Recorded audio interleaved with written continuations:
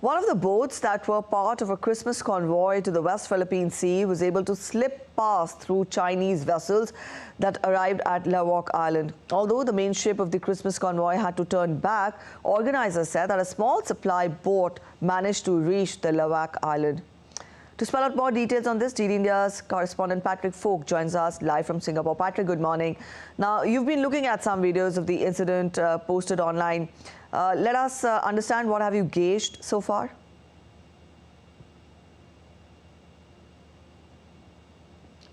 Yeah, well, it's very difficult to say conclusively who's to blame, and both sides have traded accusations. But the video that was posted on the social media platform X by a Philippine Coast Guard spokesperson does very clearly show the Chinese Coast Guard firing a water cannon at the Kalayaan resupply vessel.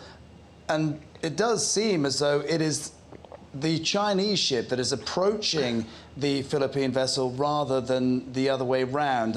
Again, it is difficult to say who's exactly responsible for the collision, but certainly from the images we've seen, we can see some aggressive Chinese action being taken there. Of course, China says that the Philippine vessel illegally entered waters adjacent to the Brunei Reef. That's what China refers to as the second Thomas Shoal, and also accused the Philippine side of making a sudden and unprofessional turn which caused the collision. It also said that it would continue to carry out law enforcement activities. The Philippines, however, says that the action was unprovoked and that it seriously raises questions about Beijing's sincerity in calling for peaceful dialogue to resolve their territorial disputes in the South China Sea. But it is the latest of several incidents that have happened in recent months. We know that there has been an increase in Chinese activity in the South China Sea, particularly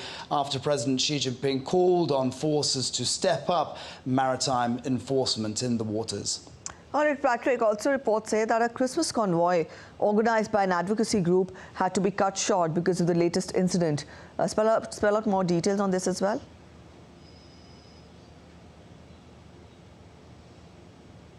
Yeah, well, the advocacy group Atin Ito, which means it is ours, had organized for around 200 people involving fishermen and youth groups and social groups as well, to take supplies out to fishermen and frontliners in these waters.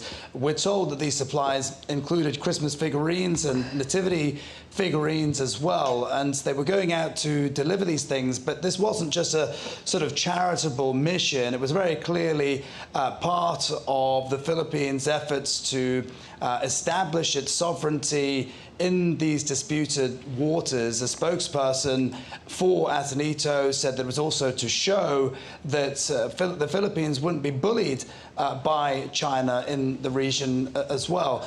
Now, this convoy had to return, however, as I say, because of the captain warning of potential dangers and because of the incident that took place in the last couple of days as well. So it didn't go ahead, but, you know, as you say, it's another example of the Philippines in some ways trying to demonstrate and illustrate to the rest of the world some of the aggressive actions that are being taken by Chinese forces. And as you mentioned earlier, the President of the Philippines, Ferdinand Marcos Jr., said that this will steel the determination of the Philippines to protect its sovereign territory.